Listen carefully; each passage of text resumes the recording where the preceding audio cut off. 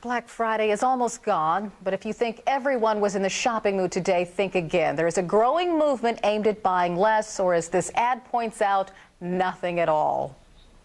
The average North American consumes 5 times more than a Mexican, 10 times more than a Chinese person, and 30 times more than a person from India.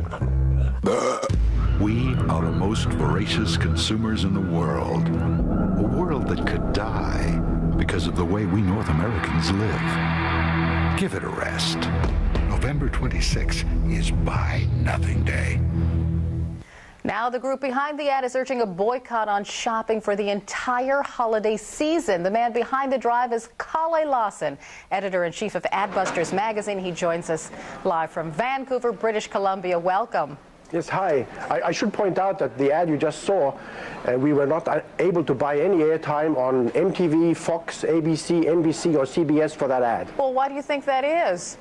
Because I think that they want to generate as much consumption as they can during the Christmas shopping season, and they don't like dissenting voices like this coming on. No, we make our money off of advertisements, so we want the money too. But Yes. Do you really think portraying consumers as pigs is an effective way to get people to stop buying so much? Yes, I think so. This Buy Nothing Day that we started back in 1992, it's had a meteoric rise, and it is now celebrated in 65 countries around the world. So today in the United States of America, when millions of people were going and shopping like crazy, there were a few million other people around the world who didn't buy a single thing. Oh, it's so hard to believe. Kalle, I mean, Black Friday is like a tradition. People love to go out on this day and shop. We absolutely love it. Why do you want them to quit shopping?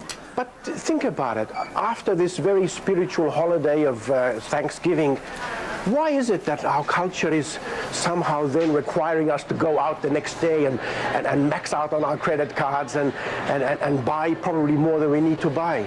I think that what those millions of people who went shopping today, I think what they're missing is they don't quite understand the consequences of their consumption, because overconsumption has ecological consequences.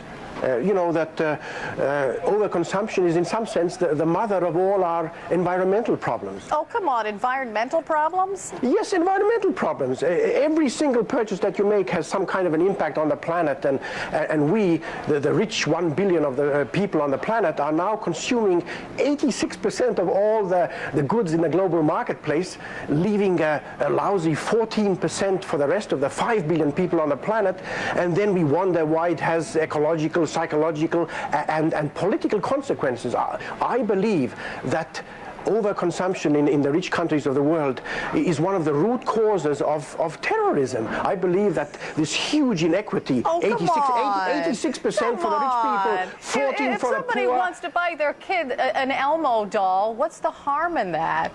Well, yeah, I mean, you make it sound so nice, but you know, if we consume 86% and we leave only 14% for the rest of the 5 billion people on the planet, how do you think that makes them feel? What about, forget about our kids, what about their kids?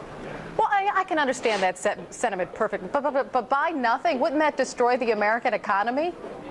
Well, yes, I think that if we suddenly all stop buying, then of course it would hurt the economy, but only in the short term.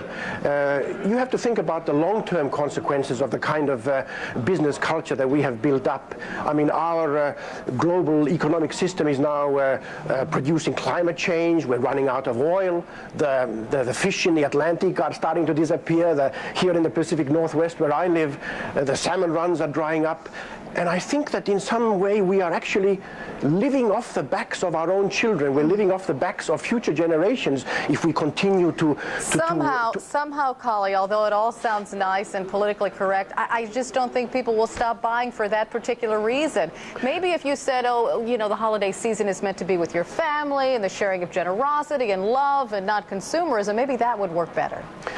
No, I think that a lot of people just need to wake up to the ecological, psychological, and political consequences of this opulent kind of hyperactive lifestyle that we've built up here. You know that right after the Second World War, we only consumed very frugally, and we have increased our consumption by 300%. The average consumer today consumes 3 times more than the average consumer did right after the Second World War. We've got a lot more money now. And you know, Kalle, Lasn, we've got to leave it there. Money, but our happiness has not gone up. Not even by 1%. Well, I would hope that that's not true. Kalle Lasn, thank you for joining us tonight. We appreciate it. Yes. Adios. Adios.